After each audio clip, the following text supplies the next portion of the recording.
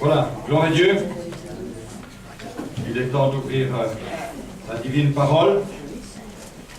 Et ce matin, j'aimerais vous dire combien j'ai été encouragé durant cette semaine par l'équipe des frères et des sœurs qui ont travaillé au chantier, bien sûr.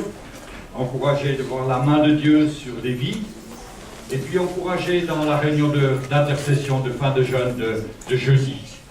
Le Seigneur a vraiment manifesté sa grâce d'une manière particulière. Et vous savez, lorsqu'on laisse le Saint-Esprit agir, il y a de grandes choses qui se passent. Amen. Lorsque on est dans une rencontre, lorsqu'on est dans un lieu particulier, où on sent le Saint-Esprit se mouvoir, nous ne pouvons que bénir le Seigneur. Mais il faut que le Saint-Esprit puisse être libre d'agir au milieu de nous. Prier par l'Esprit est quelque chose de particulier. Et ce matin, j'aimerais m'entretenir avec vous de quelques pensées par rapport à cette prière par l'Esprit. C'est biblique, mais parfois nous ne comprenons pas comment se fait-il que Dieu parle de cette manière. Comment se fait-il que Dieu intervient de cette manière, par ses paroles? Et nous sommes parfois un petit peu surpris, voire même déstabilisés dans notre marche chrétienne parce que nous entendons des choses dont nous n'avons pas forcément l'habitude. Peut-on prier par l'Esprit? Comment peut-on prier par l'Esprit? Doit-on prier par l'Esprit? Nous allons voir que les apôtres nous donnent un enseignement merveilleux sur cette prière par l'Esprit. Mais aussi comment développer une vie de prière par l'Esprit. Comment développer un temps de prière béni par l'Esprit. Et ce matin, le titre de ce message sera « L'œuvre du Saint-Esprit dans la prière des croyants ». Alléluia. Et comme dimanche dernier, j'aimerais vous inviter à ouvrir vos Bibles dans le livre de ceux qui étaient là dimanche passé. Jude, le frère de Jésus. Allez, on ouvre nos Bibles dans le livre de Jude. Dites-moi pas que vous avez oublié où c'est depuis dimanche passé. Tant que j'entends des pages qui se tournent, je m'arrête. Jude, allez Jude, avant l'Apocalypse. Voilà. Il s'agit d'une exhortation donnée aux chrétiens. Et Jude dit ceci. Chapitre 1, verset 20, il n'y a qu'un chapitre d'ailleurs dans le livre de Jude, verset 20, « Pour vous, bien-aimés, vous édifiant vous-même sur votre très sainte foi et priant par le Saint-Esprit. »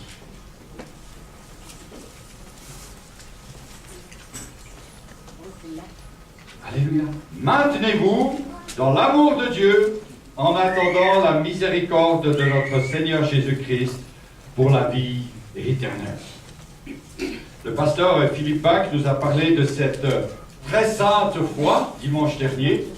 Et pour ma part, je souligne que dans ce texte, il nous est aussi parlé de notre prière par le Saint-Esprit.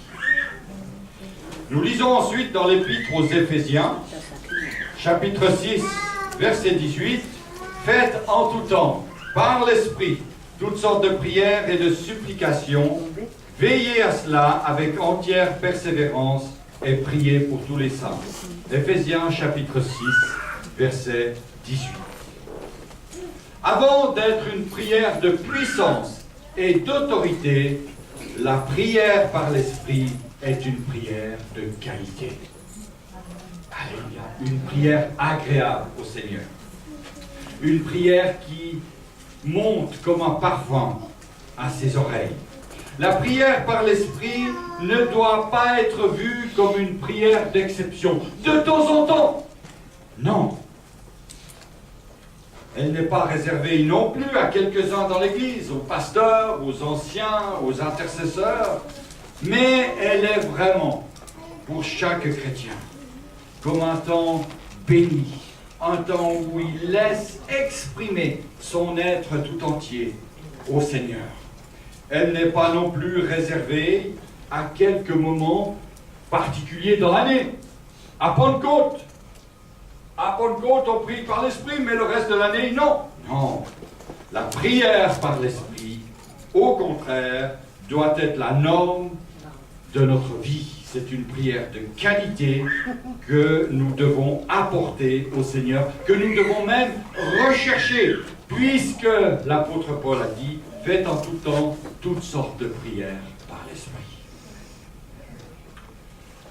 Il insiste, l'apôtre Paul, pour que cette prière se fasse en tout temps, en toute occasion, lorsque nous nous retrouvons dans l'assemblée, oui, mais aussi lorsque nous nous retrouvons chez nous, ou dans notre groupe de prière, avec nos amis, lorsque nous nous retrouvons dans notre maison, seuls, dans notre chambre, que nous puissions aussi prier par l'Esprit, non pas simplement pour accomplir des prières de guérison, de délivrance, ou pour donner des dons spirituels, mais comme l'apôtre Paul nous invite à le faire pour porter à Dieu toutes sortes de prières, de requêtes, de supplications, d'actions de grâce par l'Esprit.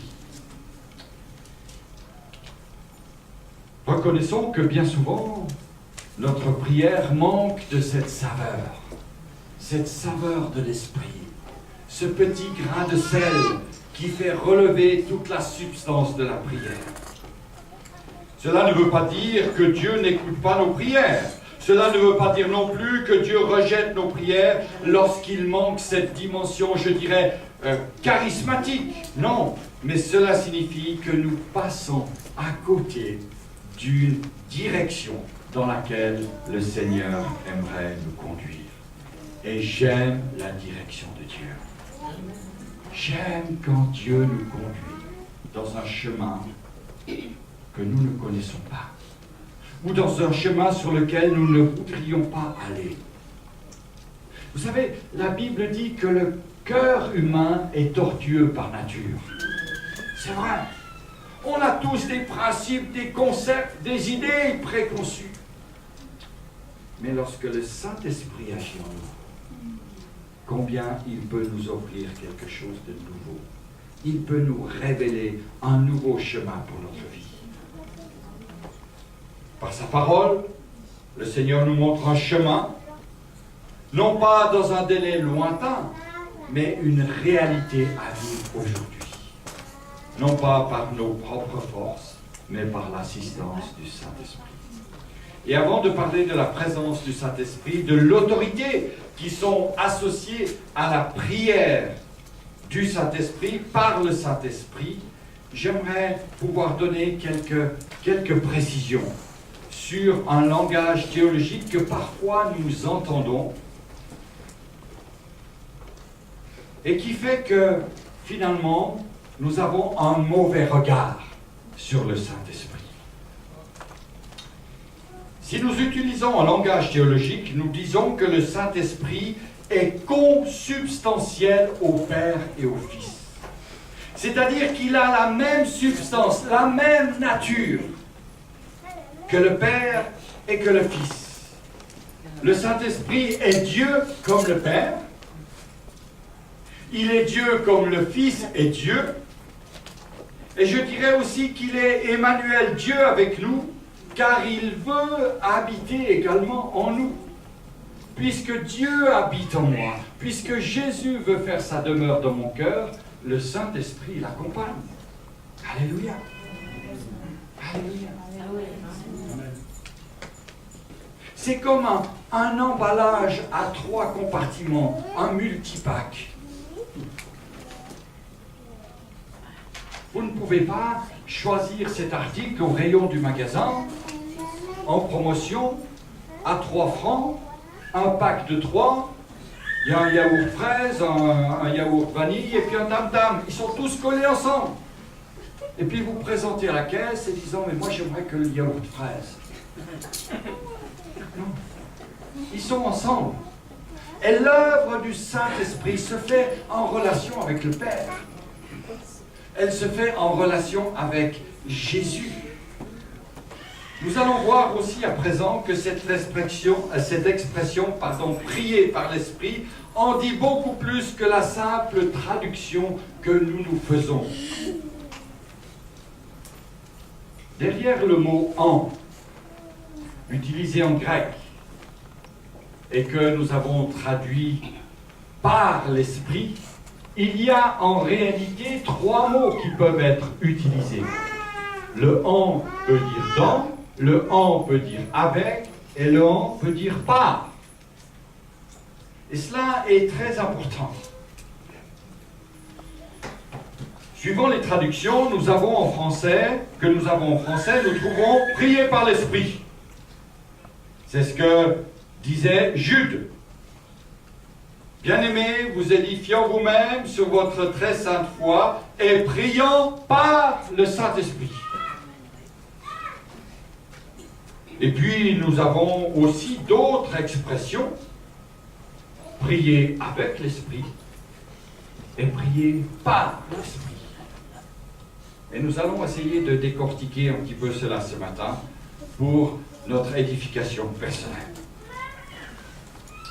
Nous allons noter également une progression, car si le but est d'atteindre une prière par l'Esprit, ce que vous avez ici en bas, il faut bien sûr que l'on commence par prier dans l'Esprit, puis lorsque nous sommes dans l'Esprit, nous prions avec l'Esprit, pour enfin pouvoir prier par l'Esprit. Vous me suivez? Amen. Totalement, partiellement, à moitié? À moitié? Non, totalement. 100%. Qu'est-ce que je vous aime? Alléluia. Nous allons donc voir le premier point ce matin, prier dans l'Esprit. Prier dans l'Esprit nous parle d'une communion avec le Seigneur. Le Saint-Esprit est prêt à nous donner une impulsion dans la prière, une motivation dans la prière, à nous rendre capables de prier. Le Saint-Esprit est capable de nous donner cette énergie divine pour prier. Et moi, je bénis le Seigneur lorsque le peuple de Dieu prie. Car la prière fait changer les choses. On dit d'ailleurs que la prière, elle agit sur le bras de Dieu. Oh, alléluia. Elle agit sur le bras de Dieu. La semaine passée, nous avons, peut-être vous l'avez vu sur les photos ici, nous avons posé l'escalier de la nouvelle église. Et c'était assez spectaculaire de voir le chauffeur du camion prendre avec sa grue cet escalier de 5400 kilos. Et il était là, avec sa petite télécommande, les 2 petits doigts qui bougeaient. Et cet escalier s'est mis en place. Bon, il a fallu beaucoup de travail, mais avec une sensibilité extraordinaire. Et à un moment donné, je me suis dit, mais une mauvaise manœuvre, et il va tout casser. Mais il avait une sensibilité, une dextérité. Et avec 2 petits doigts, il bougeait cet immense bras avec 5000 kilos au bout. Mes frères et sœurs, la prière, notre petite prière, peut faire bouger la puissance de Dieu, la main de Dieu. Alléluia. C'est vrai que la Bible dit que c'est la foi qui déplace les montagnes. Et l'autorité qui est là, dans le nom de Jésus, nous permet de remporter des victoires. C'est vrai. Mais pour prier ainsi, il nous faut d'abord prendre en considération le texte de l'apôtre Paul, dans l'épître aux Éphésiens, qui nous dit « Soyez remplis de l'Esprit ». Alléluia. Soyez remplis de l'Esprit. Éphésiens 5, verset 19.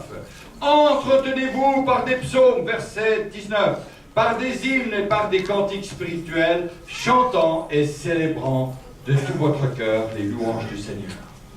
Soyez remplis de l'Esprit, et l'apôtre Paul ajoute, Entretenez-vous.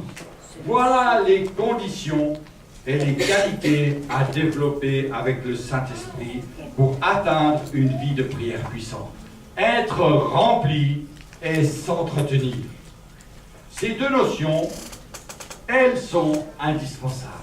Elles sont nécessaires dans notre marche chrétienne. S'il n'y avait que l'idée d'être rempli, nous pourrions nous contenter de chercher le Saint-Esprit occasionnellement, de temps en temps. Quand il y a une difficulté particulière, quand il y a une maladie qui est là, ou la mort qui frappe à notre porte, là nous pourrions chercher le Saint-Esprit. Non! L'apôtre nous encourage à être remplis et à continuer à entretenir ce remplissage.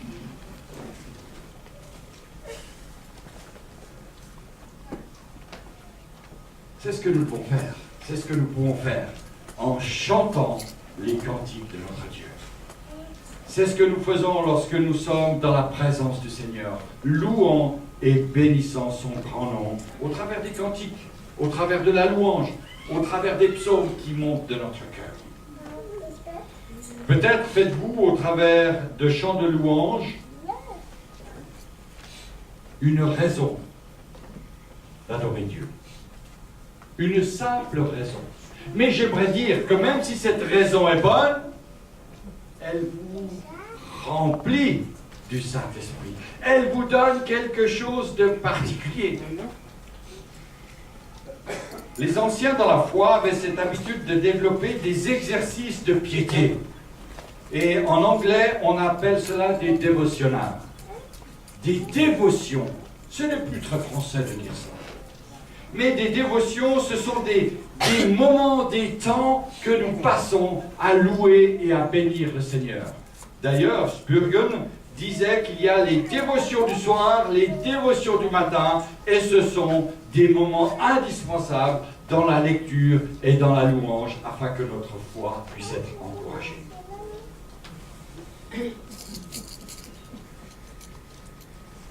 Il s'agit d'un travail permanent, entretenir. Il s'agit de quelque chose qui nous tient du début jusqu'à la fin. Ma fille, Tabitha, a acheté une voiture il y a quelque temps. Alors peut-être que vous l'avez vue, une petite voiture bleue. Et puis hier, elle est venue vers moi, puis elle m'a dit « Papa, regarde voir le livret d'entretien. » Alors je l'ai pris avec moi. Alors il y a une page, parce qu'elle a acheté sa voiture en Suisse allemande. Il y a une page. Programmierte Wartung. L'entretien programmé. Puis je regarde, je dis waouh! Il y a des cases blanches. Ça veut dire qu'à certains moments, celui qui aurait dû faire l'entretien ne l'a pas fait. Et tôt ou tard, Tabitha risque d'avoir des problèmes avec sa voiture. Parce que l'entretien doit être fait régulièrement, c'est programmé. Hein? Entretien programmé. Programmierte Wartung. Ça fait très autoritaire. Mais est-ce que nous programmons notre entretien du Saint-Esprit dans notre vie? Ou est-ce que vous le programmez qu'à Pentecôte? Il faut programmer l'entretien du Saint-Esprit.